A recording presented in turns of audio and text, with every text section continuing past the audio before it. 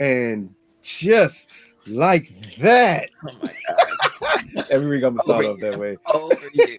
Totally. And just like that, we return for another review of the hit HBO series Sex and the sequel series.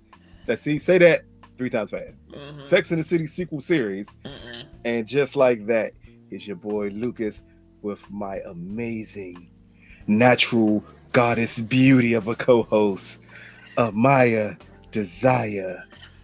How are you doing tonight? I'm well. I'm in my red tonight, you know.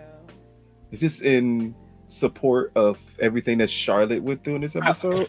Maybe. Maybe. So let's start off by saying first, this episode, episode 9, entitled No Strings Attached. Which is, again, we'll get to this episode real quick. But we'll talk about a couple things that, let's just be upfront and honest about it. This episode really didn't forward much of any storylines. It felt so self-contained, unlike the other episodes that bled over from one episode to the next to the next. This one kind of hints at things. It's a huge story, huge topic to talk about at the house that they were painting, as we see a lot of things collide there. But let's get into the earlier parts of this episode.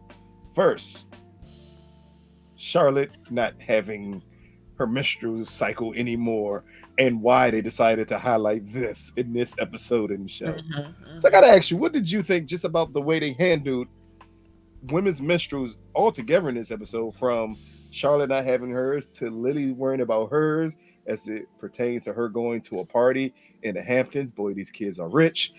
Okay. What did you think about just the way they handled all of these storylines in one? I liked it. I think that it was a bit of a comedic episode for me. I didn't feel like Yes. it was too heavy. I didn't, I felt like it was just kind of like a filler episode, but it Mm-hmm. was but it still has some I guess some gems, so to speak, to it. Yeah. I think that the idea that we can have these conversations, of course, about menstrual cycles on a Mm, TV show, you know what I mean? Of course, we've seen it before, but yeah. I think in this particular show, it's all women, so we know that the age range is, but I like how they're talking about Charlotte not getting hers anymore, right? So that's the menstrual. Then you talk about Lily struggling with the tampon, and then we have Professor, because I forget her name. Naya Wallace. Yes, Yeah. Naya, who's talking about pregnancy, right? So Mm-hmm. literally everything, in from beginning to end. And Yeah. so I like that they have those different dynamics of the Mm-hmm. cycle and where you could be at what stage in life, and as it progresses. I thought it was pretty cool. I didn't think it was, like I said, it wasn't serious. It Mm-hmm. was it was a normal in most cases. I don't remember the tampon conversation. I don't think I even got the tampon conversation. I probably did get it from a friend. Um, but I do think that these are stories and scenarios that probably have happened for people. And I think it's good to highlight it because it's something that's natural, it happens. Yeah, and that is a conversation or a quick question I did have about that. Just how realistic was that for that conversation to take place? I know you said you think a friend told you, and as you pointed out, as it's pointed out in the episode from Carrie and I think Miranda stated, like it was not a situation or conversation they had with their mother. Right. Someone else from the outside always had that conversation. So, how did you feel about Charlotte deciding to go to the forefront? And clearly, she's addressed this with her before Mm-hmm. about wearing tampons. How did you feel about just that dynamic for something that seems not to necessarily be commonplace for a lot of women, that they had that conversations with their mother as much as it's normally a friend or something that introduces them to that? Well, it always depends. See, here's the thing. So it depends on when and where you get it, Mm-hmm. right? Now, if you get it while you're at school, obviously you're going to have conversation with friends, Mm-hmm. teacher, possibly the school counselor about it, and your parent will be notified, or you notify them. Yeah. In a situation where you have it at home, you go to your mom first or your dad, whomever you're residing with at the time. So for me, I felt like it was realistic in this sense for Charlotte, because she has been what I would consider a progressive parent. She has been at the forefront. She wants to know these things so she knows how to react, how to handle it. So she's probably the most equipped, I will say, in a sense of like some parents would be frazzled and she's not frazzled. She comes off very collected, and that could be a front, but as what I see, that's how I perceive her. So I feel like it's very realistic. I mean, again, we know, like we said, these kids are rich, so they are living in Yes. a life where they get invited to pool parties at all seasons of the year. So please come get me for a Hampton party. So I think that, it's normal to say like, hey, in the event that you are in sports of any kind, a tampon is something that you have to have a conversation about. I did have that conversation after the fact with my mom, who I Okay. think was probably because I was running track, so it was something that I couldn't just stop and not run because I got my period. So for me, I was thinking to myself, oh, okay, Charlotte is just one foot in front of the other, because Uh-huh. at this day and age, right? Let's think about this. This is 2022. So if we're gonna continue with the progression, right? You Mm-hmm. have girls who are wearing pads, tampons, cups, and disc, right? There are like those are the four things that are available to girls and Yes. women at this time. Mm-hmm. So I feel like it's only natural to show her what the options are, so she's aware that she has them. And that's at least a good part of this episode of them just saying that it wasn't forced upon her. Like Charlotte just broached the subject at one point in time and like, hey, I know you don't want to go back to this, but maybe for your pool party, this is the best option. Granted, Right. it was very silly from the whole how to use a tampon and Charlotte attempting to give Yeah. instructions that really Yeah. helps me because I knew nothing about this. I would have thought it just went straight up. And Listen, Charlotte, like, nope, it does it goes at not. an angle, goes to the back. Yes. I would have never known any of that. I'm happy I did not have any daughters at the age now where I had to tell them because I'd have said, just put it up there and this Listen, you you'd be fine. might listen. So now that you know in advance, if you have one, you can give the diagonally, not straight up. Yeah, because I would have ruined everything. Or just another small part of this episode. Again, we're trying to rush through the small parts before we get to the meat of the episode, and that is Carrie and Seema as they attempt to get into a club Come on now. at the age of 50s. That's all I'm gonna say. 50 times. Okay. Like, at what point in time do you think it's just no longer appropriate Listen, you know what this to scene go to the reminded me hip of? club? This scene reminded me of Knocked Up when she's pregnant And she with wanted the to go to friend and they're trying to get into the class. What the hell? To the no. Like, get y'all old asses out of here. That scene was hilarious to me. But I definitely think, one, I think it touched on something that people don't touch on very much in shows, period, is birthdays. People who don't celebrate their them. birthdays. And so I thought that was very cool to just touch on that a little bit and say like, hey, if this is my birthday, this is how I prefer to celebrate it. And Carrie, respecting her wishes to do so as well. And so I thought that was interesting. But yeah, that club scene, child, no, you was walking past all these 20 teenies, plus. 20 Hey, something year olds. They, I thought somebody was gonna say something smart, but I'm glad that they didn't because I feel like SEMA would have took their head off. So exactly. Like, we are in our 30s yeah, at here this we go. point, and we're not going to any club where I see a bunch of 20-year-olds on the outside of the club. Not at all. At that point, I'm like, oh, okay, so this is just not meant for me. All right, that's great. Yes. That's great. Another thing with Carrie this episode is her makeup date with the teacher and things that happen before the makeup date from her neighbor who makes jewelry giving her a ring for Carrie to post on Instagram. Very current storyline because clearly that did not happen in nowhere near the original Sex and the City. No one was taking a Polaroid like you had or jewelry. And her making the decision or attempting to make the decision, is it time to take off of her ring? So, quick question, out of the teacher storyline, the SEMA storyline, the ring storyline, what was the pivotal moment for you for Carrie in this episode? Definitely the ring, because I think it shows her, and this is something we had talked about before, right? How is Carrie grieving? This Yes. shows her still in her moments that she is grieving. And again, I think grief looks different for everybody, and so Mm-hmm. there's no right or wrong. It is how it is for you. And Yes. so I really loved seeing her have that moment of struggle, have that moment of like wanting to keep him closer to her still, even though he's gone. I did think that it was interesting that she still struggled with saying for a little while when the neighbor came to her that he had He passed did pass away, away. because she Mm-hmm. said, very long distance. Well, I mean, of course, that was what the neighbor insinuated. She went with it, but it was nice to see her come around and say, no, he died. Yes. So again, this is what grief looks like for a lot of people. They have those moments where it's still unreal. They don't want to say it out loud.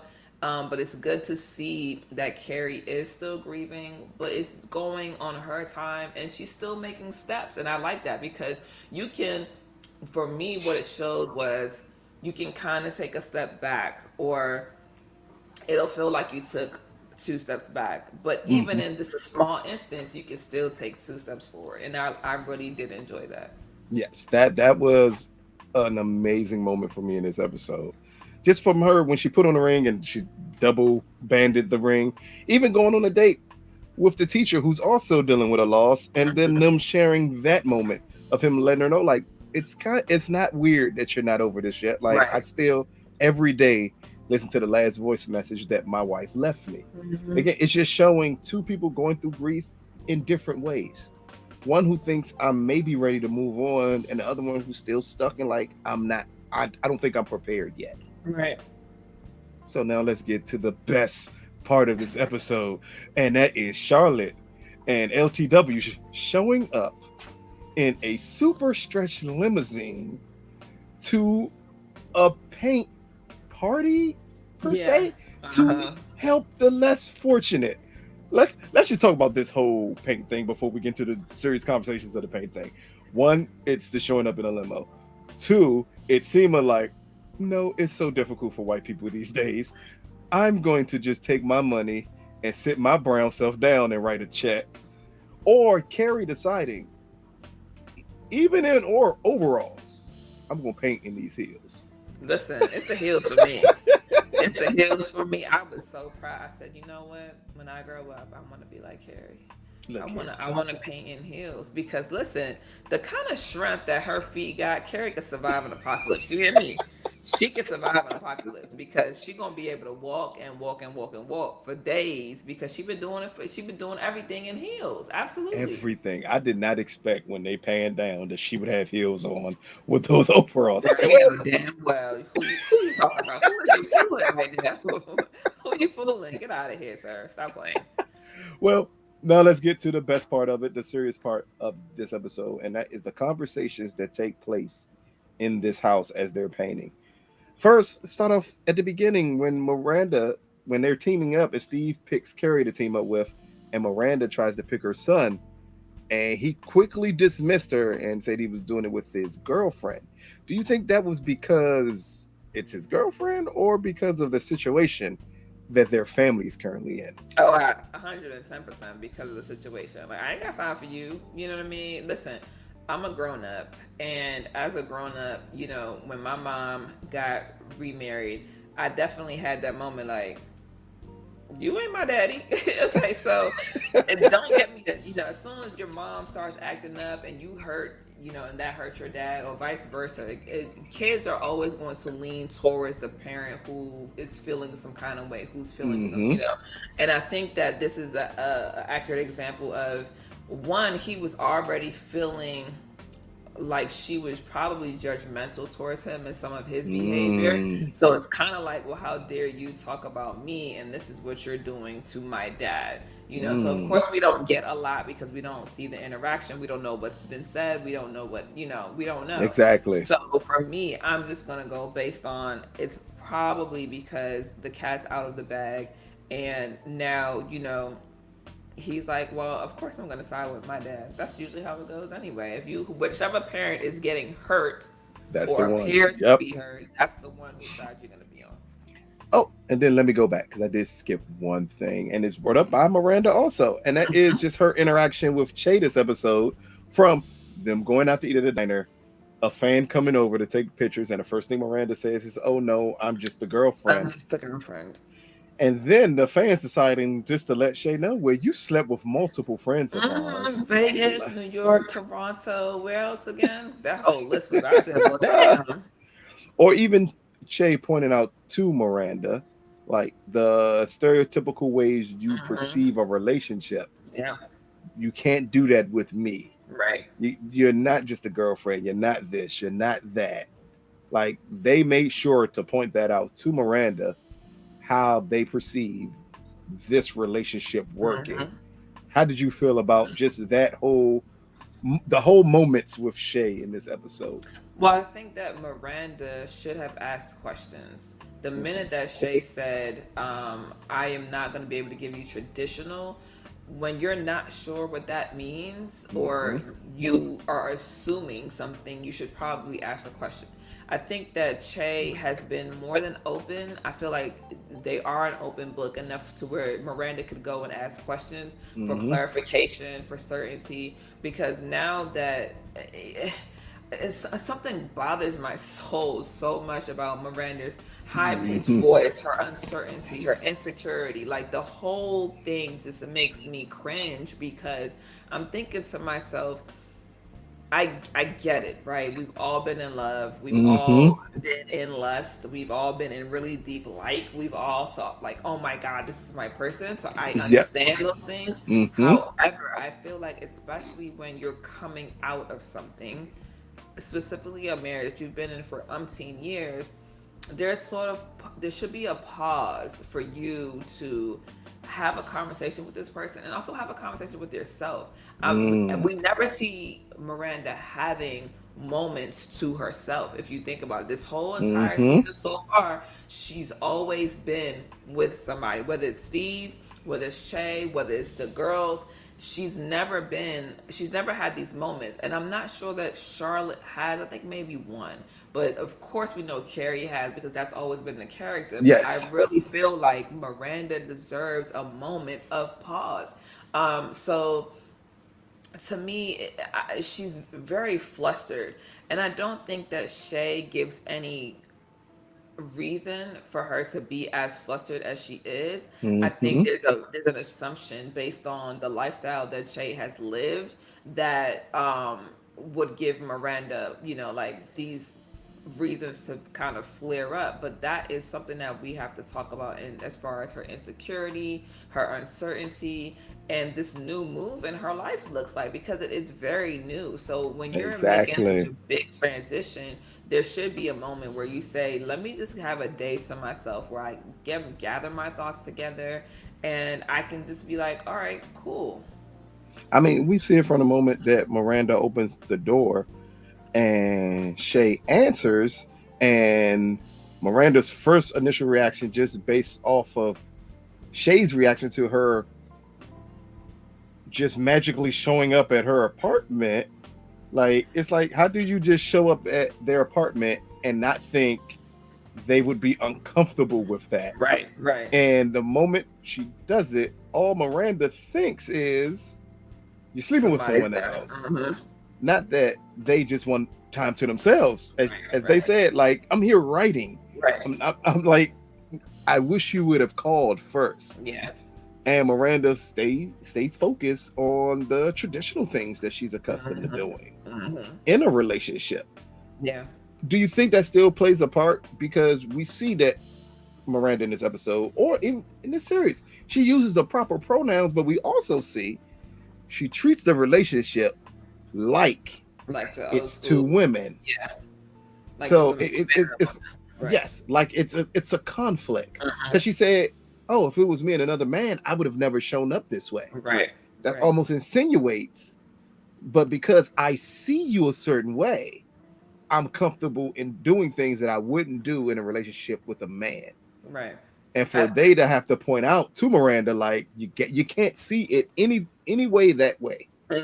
Whether it be male or female, that's not the way you can see this relationship. Right. Do you think that struggle is going to be something that could eventually doom them two being together. Absolutely, but this is why I said take a pause, right? This is Hmm. new. This is new. So you are literally finding your footing, Hmm. right? So to me, it's like, well, why are you moving so fast? It's not going anywhere. Hmm. This is why I said the infatuation, the in lust. And yes, you can say you're in love. I'm not knocking it. But slow down. Take your time. Enjoy the moments with Shay. You know, Miranda is not she's not taking time to really be present. There we go. Yes. She's Hmm. she's not taking time to be present, and I think that Shay has not given her a reason that she couldn't be present. You know what I mean? I feel Hmm. like Shay has been quite open. Miranda is not. I think Miranda is also being very. Her defense mechanism might come off as cautious, overly giddy, but still cautious. And so Hmm. when she has these moments with Shay is like, yo, chill. Like, just chill out. Like, take a deep breath. Stop. Could you stop running from me for a second? You know what I mean? Hmm.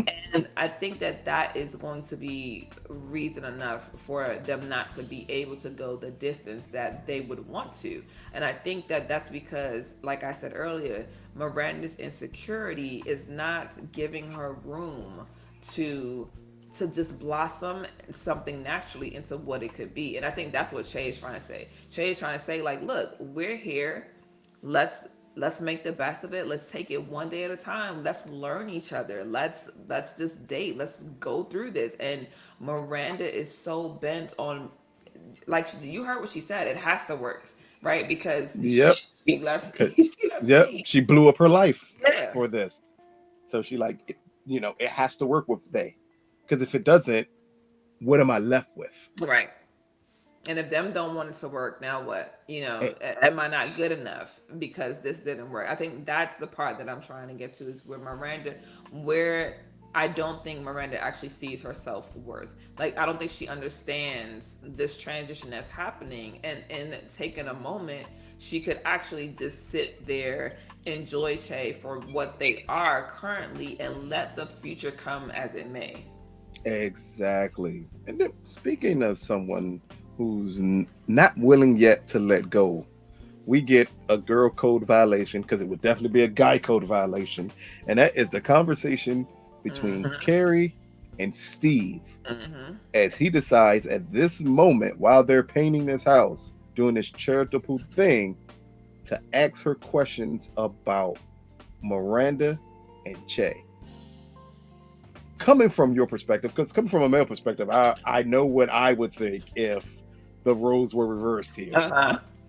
What did you think about even Curry answering some of his questions here? uh, Listen, for one, Steve, no, like don't even bother asking these questions.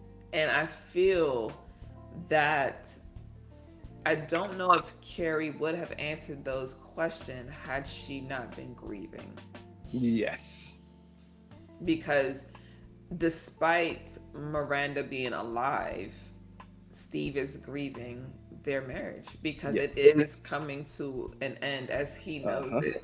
And so I think that, and I also say that I feel like maybe Carrie was a little disappointed at how things went down too, because Yes. she didn't think that it was right how Miranda was moving. Like, if you wanted to be with Shay, that's fine, but you shouldn't be cheating on your husband. So I think that there was a little bit of like trying to, when you've been around somebody's spouse for that long, you feel like you're their friend too, even though you would be Hmm.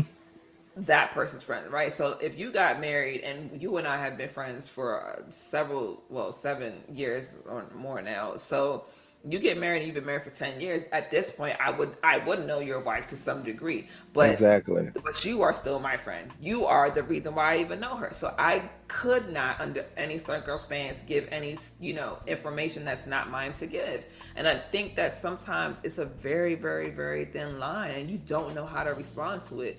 Um, I do think that Steve was just out of pocket, and again, he's hurting, he's in pain. I get it. I don't know if there was a way that Carrie could have answered those questions without Mm-mm. crossing any sort of boundary. I think she could have just said what she said earlier, which was, I didn't know anything about it, and that just would have had to be it. Like, I didn't know. I don't know what to tell you. I'm really sad, and I'm sorry that you're going through this, but I don't have any of the information that you're looking for, and you should probably talk to Miranda about it. That's what I Exactly. would have done. Because that's the first thing I thought when I saw this. I said, "Oh, no, no, no! She got to cut him at the knees and like up front. I am not going to have that conversation with you. That's between you and Miranda.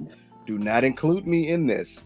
Don't ask me what I know, because in the end, I love you both, but that's my friend." Right. Like, you can never mistake that part of it as, if the roles are reversed. We hear all the time that women confuse that. Yeah. But as we see here, men also confuse that. Steve's been around forever, so he's thinking like, Carrie's my friend. Yeah. But you got to also understand, like, when you separate, she can still be your friend, but certain things will always be off limits. And that was definitely an off limits type of question. Yeah. And But then, I mean, when your heart is in it, it's the waters are muddy. When the yes. heart is involved, we all know that the waters can be extremely muddy. We've had situations, that we've been in. And Yes. so, I think that when you want the best for somebody and you don't want to see them get hurt, but you can't say anything, that is also, I don't think people understand how hard that actually is until you've actually experienced it. When they say secrets and certain things you got to take to the grave, you don't know what that's like until you're actually in it and got to take a secret to the grave. The grave. Yeah. So I think that also should be taken into account. But I still do agree with you. Carrie should have said, "I don't know. I'm sorry you're going through this, but that's a conversation you need to have with Miranda." And speaking of very interesting, and it feels like unwanted conversation, we get Professor Nia Wallace and her husband, who finally have the conversation we've been waiting for. And it all starts from him looking at LTW's husband and their kids together, and him immediately falling in love with that thought of having children. And then they have a short conversation where he ends it really quickly, and then they revisit their conversation.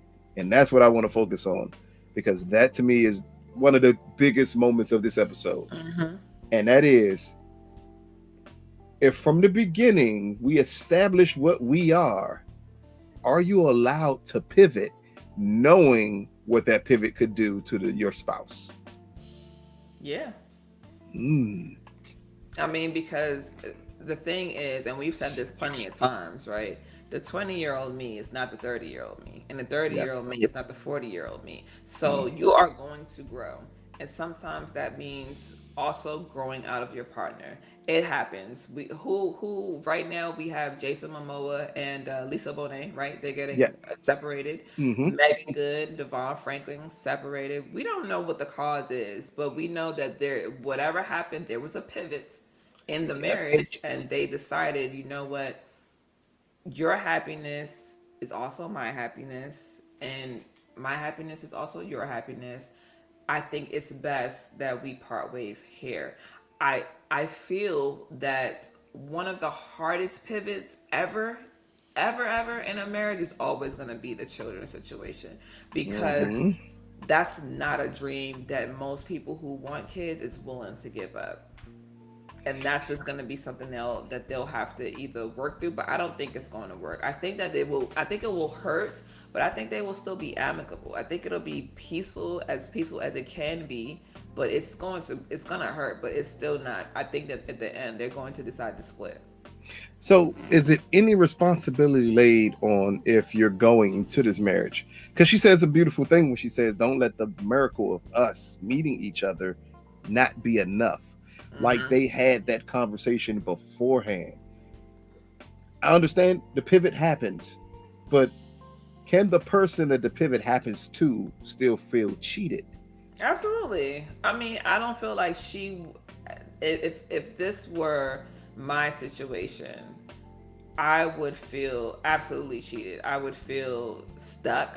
I would feel hurt. I would feel angry. You're allowed to feel everything, because the flood of emotions And then let's just think about her, right? She's gone through multiple rounds of IVF. IVF, that's the other thing too. Yes. So it's not like piece of her didn't want to Try. try. Yeah. I think that it does. We do know that IVF takes a toll on lots Mm-hmm. of women, and so sometimes you don't want to stay in the ring and fight anymore, and that too is okay, you know. So they both are pivoting in some form or fashion towards Mm-hmm. each other.